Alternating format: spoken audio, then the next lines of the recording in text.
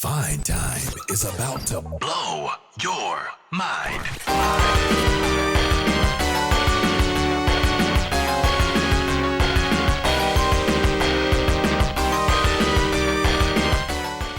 Hello, Capcom people. It's your boy Dre, and I'm back with 10 more Capcom arcade bangers. I really enjoyed doing this the last time, and it seems other people did too, so here I am doing it again. If you didn't join us last time, basically how this works is I'm going to play a song, and we're just going to listen to it together. I'll play the song for at least a loop, or like a loop and a half, maybe even two sometimes, and I'll sit here and chat about it.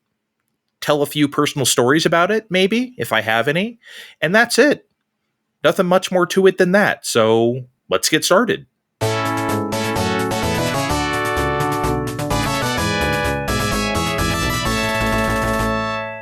So, back when you actually had to buy video game soundtracks on CDs, I really wanted the Star Gladiator 2 soundtrack, or Plasma Sword as it's known here, but on the import shops it was Star Gladiator 2, because that's what it's called in Japan.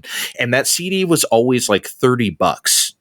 So I never pulled the trigger. But then, of course, as Dreamcast started going out and the games got cheap, I saw a copy of Plasma Sword at Toys R Us for $20. And I was like, shit, who needs the CD when I could just buy the actual game and record the sound test to my mini disc? Which is exactly what I did, and this song here was my absolute favorite of the bunch. Composed by Takayuki Iwai and Tetsuya Shibata, it's called Armament to Battle.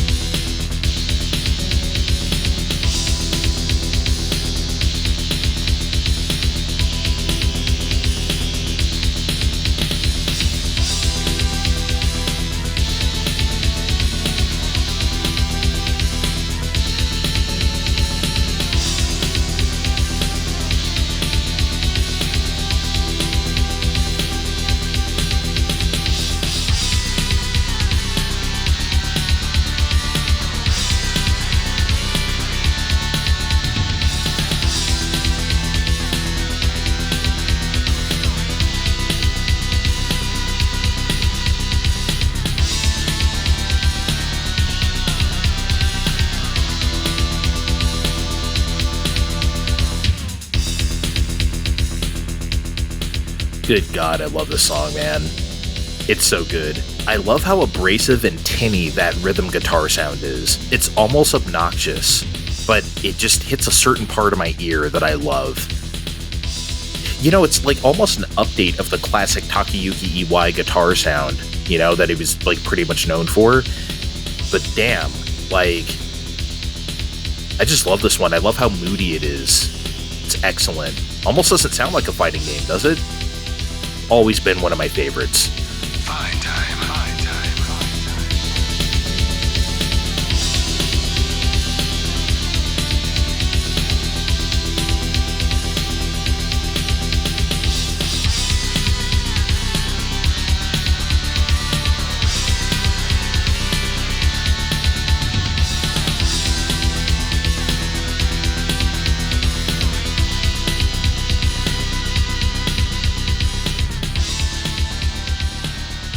So I want to play this next song because sometimes I feel like we don't really examine the stuff right in front of our faces.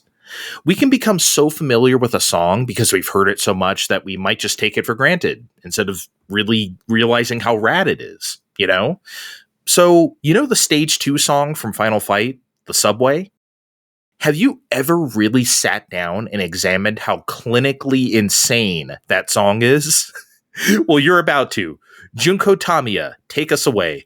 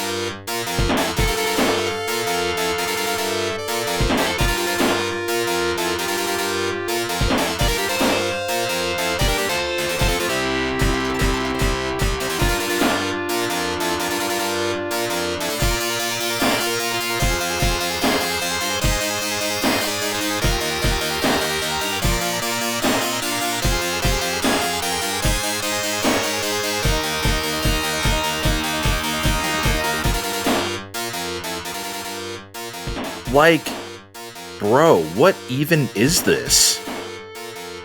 What the hell is happening here? What time signature is this? What genre is this? How did he even come up with this? I stand in complete awe of this bullshit. But it's just so bizarre, so off-kilter, that we just accept it as, this is the Subway song. It's barely a song, though, like in a good way. I think it's one of the most avant-garde pieces of music I've ever heard come out of an arcade machine that wasn't by Zuntata. It's just amazing that we don't think of it that way. Maybe we should start. Fine time.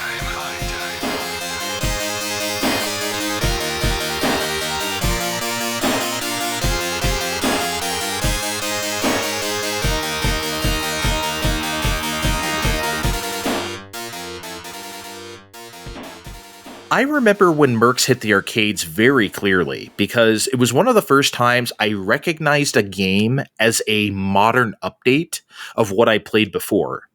Because as a younger kid, I was in love with the NES version of Commando. So when we got to MERCS, I was like, yo, this is Commando, but on a whole new level. Little did I know that at the time in Japan, MERCS was actually marketed as a Commando sequel. It's actually a number 2. So it was very validating when I found that out later in life. Anyway, Manami Matsumae did the music for MERCS, and you know that second stage, the one with all the tanks? Oh baby, listen to this shit.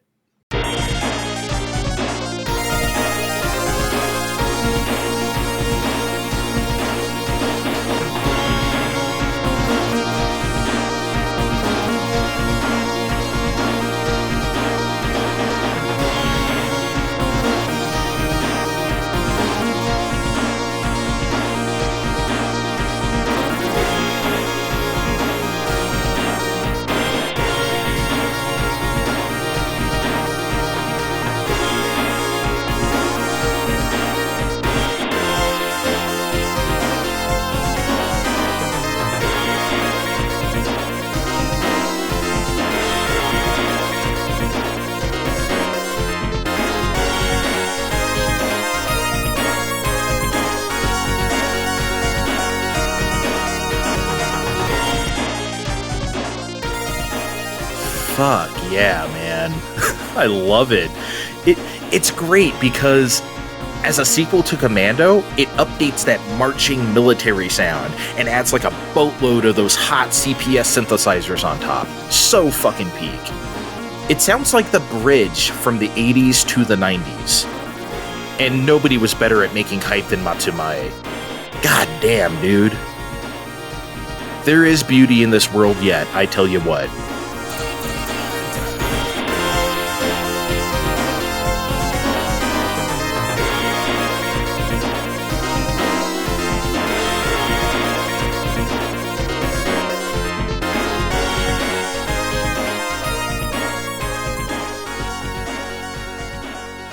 Okay, at long last, it's time for Street Fighter Alpha 3, my favorite fighting game of all time. And the soundtrack, of course, is insane. And it's so different on purpose from what Capcom had cultivated the entirety of the 90s up to that point, so it felt so wild and fresh. I had this soundtrack on CD, and it was 2 discs, and the packaging was immaculate. I still remember it. Great stuff. I'll talk about the song more in a second, but I want you to hear it first. This is the theme Hideki Okugawa composed for Balrog from Alpha 3.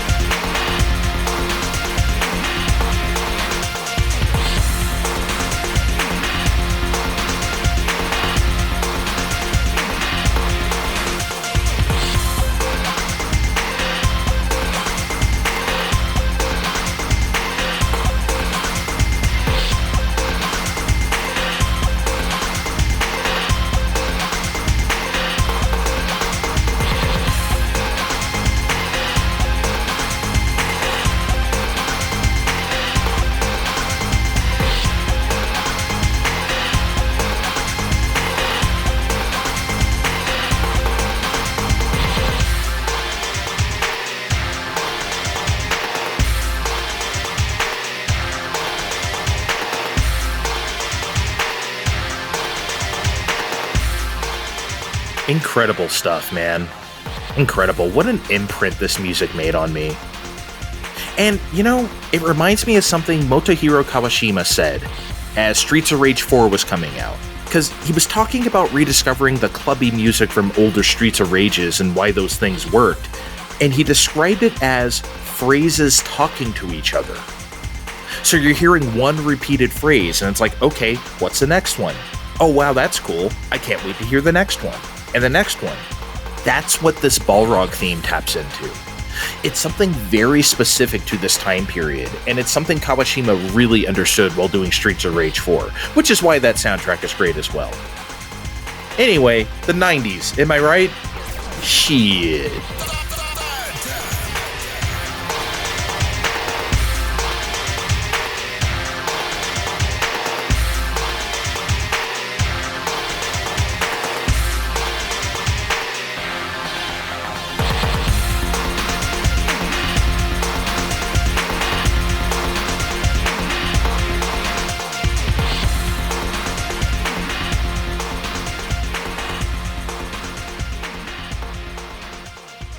I want to talk about Black Tiger for a second. Well, for one, I don't think enough people talk about Black Tiger, but for two, this was one of those cabinets that was very intimidating to me. I think I tried it once, and I died super fast. I was like, okay, wow, that's over my head. And then I saw someone else play Black Tiger, and they were crushing it. They knew all the secrets. They knew all the right power-ups to get. They were acing this game, and it blew me away. I've never gotten that much better at Black Tiger over the years, but I still do try, these days on Capcom Arcade Stadium. Anyway, I love the main theme from this game. Black Tiger only really has one song with permutations, but this is like the original permutation of it, the one you hear when you start the game. So, Junko Tamiya, please once again take us away.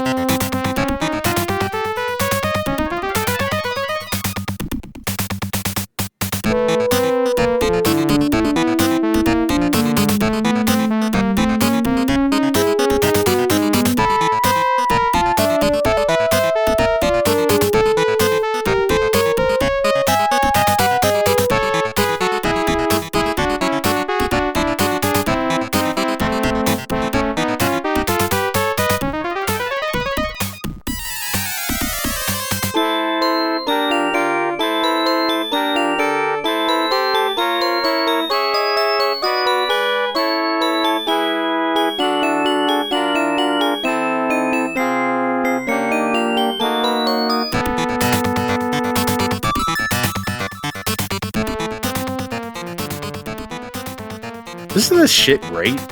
I love this shit, man. It moves. It scoots. We're going on an adventure. We're moving and schmoovin'. We're jumping and attacking. Aren't video games great? Video games are so cool, man. That's it. That's all I gotta say about this. Video games are so cool. Fine time.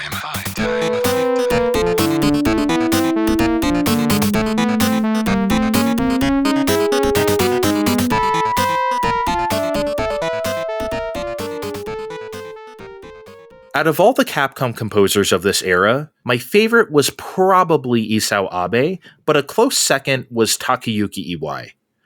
He was just so consistent, and he always brought it. I guess he's best known for Darkstalkers or even Mega Man X2, but I love his work on Cyberbots. And if your arcade was lucky enough to have a Cyberbots, congratulations. I only saw it at one place a few years after it would have been relevant, but it was still cool to see it. And there's a stage theme that I love so much in this game. It's the secret base headquarters. And folks, it be a banger. Check it out.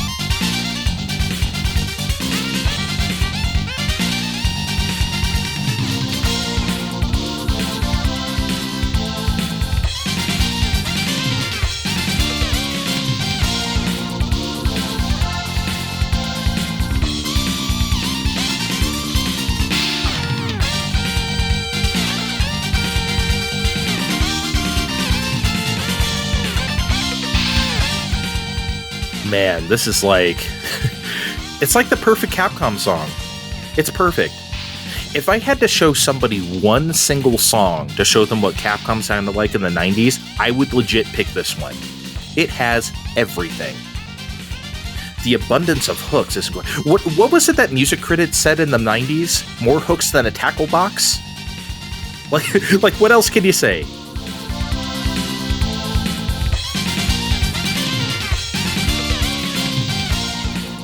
I really don't want this to end, but I guess we should move on. I have to tear myself away now. Play the sounder! You're coasting with Mind Time.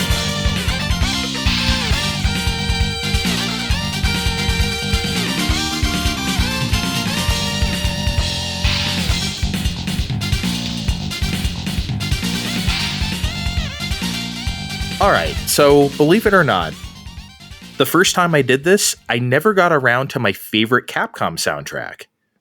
There just wasn't room for it last time, unfortunately, but I'm not doing that this time. We are 100% talking about the Capcom game I consider to be peak music, and that would be Marvel Superheroes vs. Street Fighter. The music here was helmed by Yuki Iwai, the wife of the aforementioned Takayuki Iwai.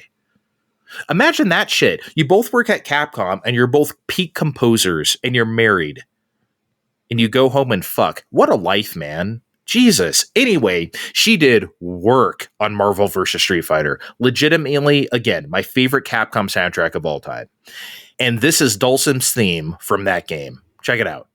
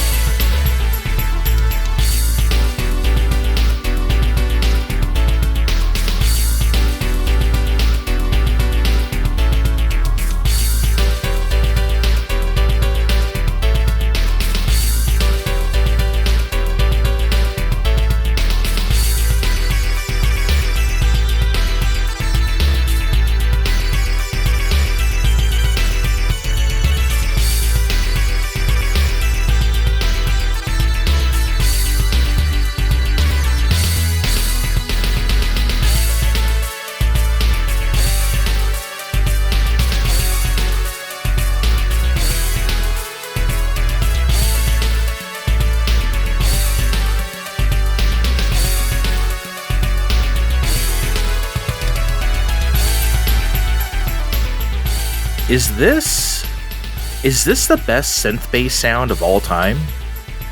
It has to be. Listen to how rubbery and bouncy that shit is. The way the lead just sort of effortlessly just sort of glides on top of it all, too. Fuck, dude.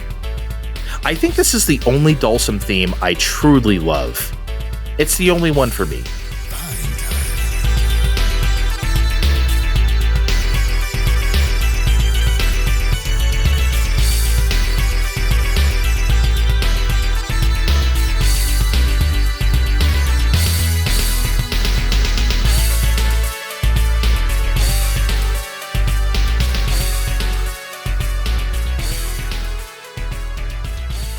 How is it that Sakura always gets banger themes for her entire existence?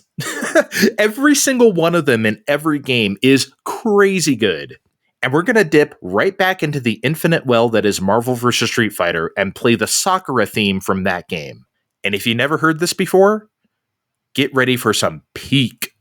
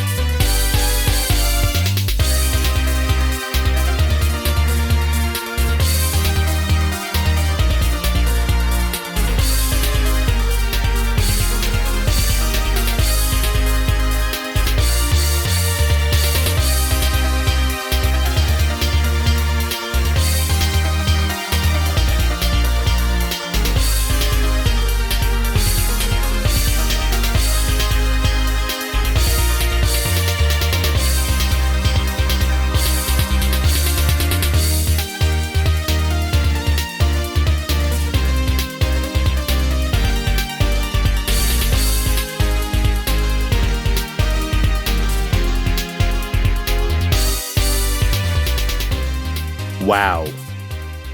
Yuki Iwai, folks. Yuki Iwai. How does she do it time and time again? You can't keep getting away with this, Yuki. You just can't. It's not fair. How is anyone supposed to compete with this? Damn, man. Isn't this the best Mega Man song you've ever heard, except it's not Mega Man at all? Just, man, no more words. That's all I got. No words, only Capcom.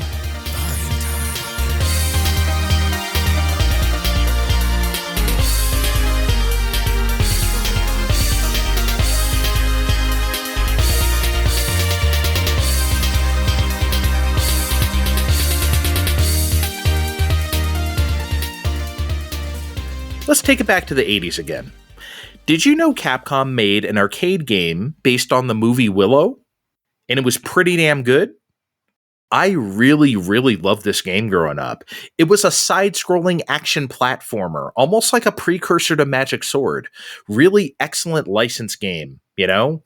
Takashi Tateishi was tasked to do the music, and it's pretty much bangers up and down the whole thing. Check this one out. It's the theme of the 4th stage.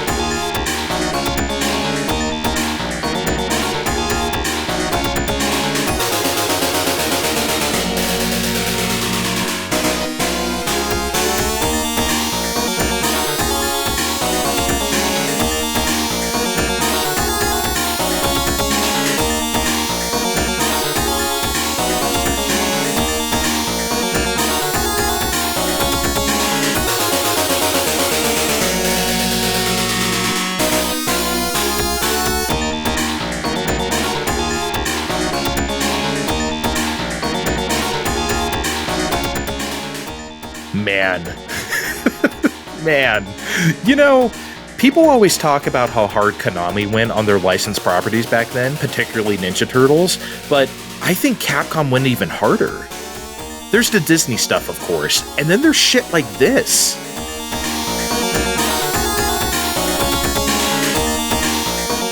Like, okay, imagine you're assigned to this, and you know you could turn out any piece of crap compositions because it's a licensed game and it doesn't matter. It's not your quote-unquote real work, right? Your real passion.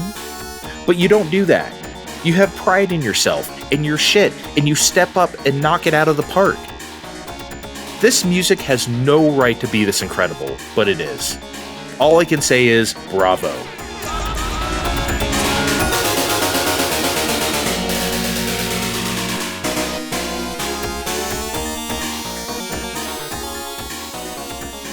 Okay, I got one more for you, and I saved the best for last. This song is it for me. It's my favorite Capcom song ever. Period. I don't think there's anything better than it. The song was composed by Yuko Takehara. Her resume is insane, from Mega Man 6 to Mighty Final Fight to tons of Marvel stuff at the arcade. This song is from JoJo's Bizarre Adventure, or rather, the semi-sequel, Heritage for the Future, and it's the theme of Pet Shop.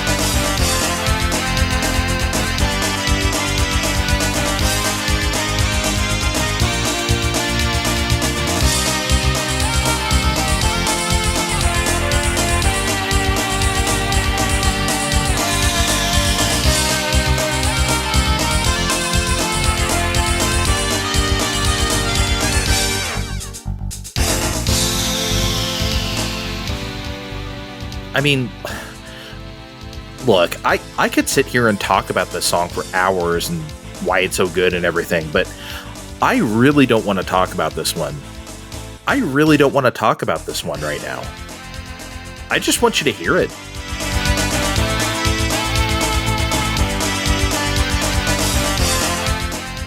Yeah, that's all I got. This song's the top of the mountain for me. Thank you, Yuko Takehara.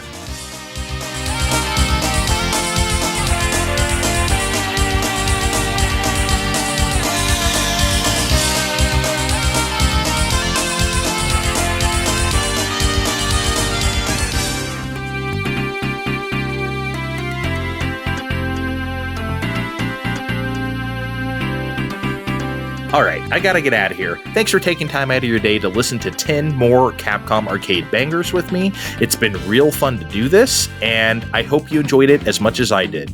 Check the description of this podcast to find our links on social media, and until next time, bye! You've been listening to Fine Time.